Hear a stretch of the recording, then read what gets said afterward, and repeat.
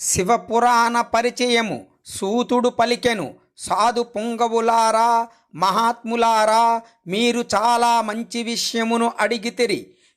మీ ఈ ప్రశ్న మూడు లోకములకు హితమును చేకూర్చున్నది. నేను గురుదేవులగు వ్యాస మహర్షిని స్మరించి స్నేహపూర్వకముగా ఈ విషయమును మీకు వర్ణించి చెప్పెదను. శ్రద్ధతో వినుడు. శివపురాణము అన్నిటికంటే శ్రేష్టమైనది. వేదాంతము యొక్క సారస్వరూపము. వక్తను శ్రోతలను ఇరువురిని సకల పాప సముదాయము నుండి ఉద్ధరించును. ఇంతేకాదు, పరలోకమునందు పరమార్థ వస్తువును ప్రసాదించెను. కలికల్మష రాసులను నశింపచేయను. ఇందు భగవంతుడగు పరమశివుని ఉత్తమ యశస్సు వర్ణింపబడినది. బ్రాహ్మణోత్తములారా, ఇది ధర్మార్థ కామ మోక్షములను 4 పురుషార్థములను ప్రసాదించెను. ఈ పురాణము అన్ని వేళలా తన ప్రభావమును దృష్టిలో ఉంచుకుని వృద్ధిని విస్తారమును పొందుచుండెను.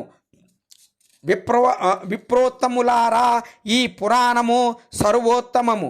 ఈ శివపురాణ అధ్యయనము ద్వారా కలియుగమునందలి పాపాసక్తులైన జీవులు కూడా ఉత్తమోత్తమ గతులను పొందుదురు.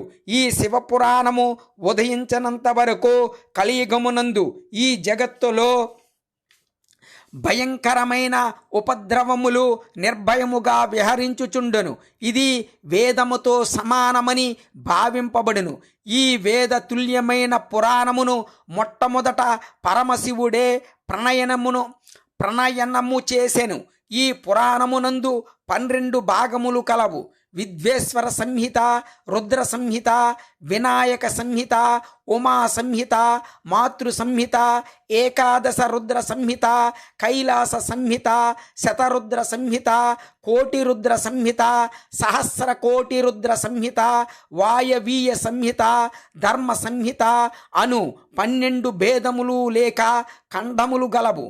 ఈ 12 సంహితలు అత్యంత పుణ్యప్రదములని తలంపబడినవి. బ్రాహ్మణులారా, నేనిప్పుడు వీటి శ్లోక సంఖ్యను తెలిపెదను, వినుడు.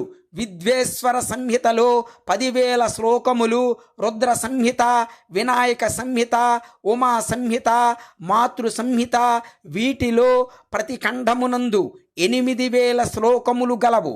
బ్రాహ్మణులారా, ఏకాదశ రుద్ర సంహితయందు 13,000, కైలాస సంహితయందు 6,000, శతరుద్ర సంహితయందు 3,000, కోటి రుద్ర సంహితయందు 9,000, సహస్ర కోటి రుద్ర సంహితయందు 11,000, వాయవీయ సంహితయందు 4,000, ధర్మ సంహితయందు 16,000 శ్లోకములు గలవు.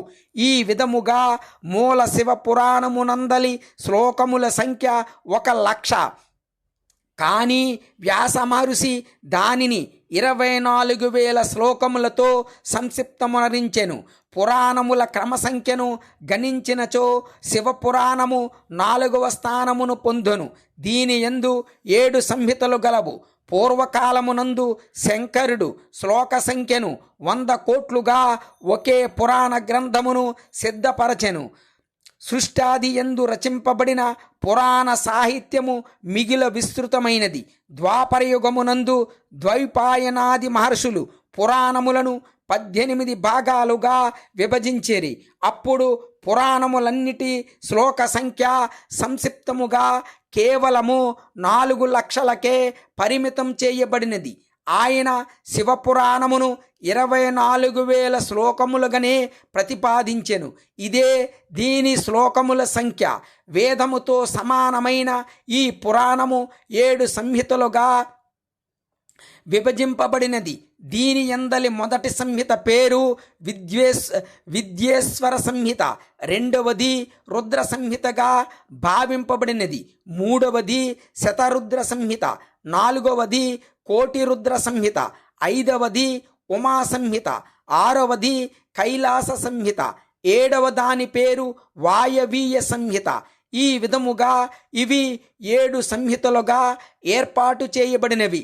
ఈ 7 సంహితలతో కూడిన శివపురాణము వేదముతో సమానముగా ప్రామాణికము. అన్నిటికంటే మిన్నయైన ఉత్తమ గతులను ప్రసాదించుచున్నది. ఈ స్వచ్ఛమైన శివపురాణము భగవంతుడగు శివుని ద్వారా ప్రతిపాదింపబడినది. దీనిని శైవ శిరోమణియగు వ్యాస మహర్షి సంక్షిప్తముగా సంకలనము చేసెను. ఇది సకల జీవ సముదాయమునకు ఉపకరించున్నది. త్రివిధ తాపములను నశింపచేయునది. సాటిలేనిది. సత్పురుషులకు శ్రేయస్సును చేకూర్చున్నది. దీనిలో వేదాంత విజ్ఞానము ప్రధానముగా ఉండి నిష్కపటమైన ధర్మము ప్రతిపాదింపబడినది. ఈ పురాణము ఈర్షారహిత అంతఃకరణము గల విద్వాంసులకు తెలుసుకొనవలసిన గ్రంథము. దీనిలో శ్రేష్టములగు మంత్ర సమూహములు సంకలనము చేయబడినవి. ధర్మార్థ కామములను త్రివర్గములను పొందుటకు సాధనములు కూడా వర్ణింపబడినవి. ఈ ఉత్తమమగు శివపురాణము పురాణములన్నిటిలో శ్రేష్టమైనది. వేదాంతములందు తెలుసుకొనదగి విలసిల్లెడి పరమ వస్తువు పరమాత్మ యొక్క గానము ఇందులో చేయబడినది. ఈ కథను మిగిల ఆధారముతో చదువువారు వినువారు భగవంతుడగు శివునకు ప్రియులగుదరు, పరమగతిని పొందుదురు. శివపురాణ పరిచయము సూతుడు పలికెను. సాధు పుంగవులారా, మహాత్ములారా, మీరు చాలా మంచి విషయమును అడిగితిరి. మీ ఈ ప్రశ్న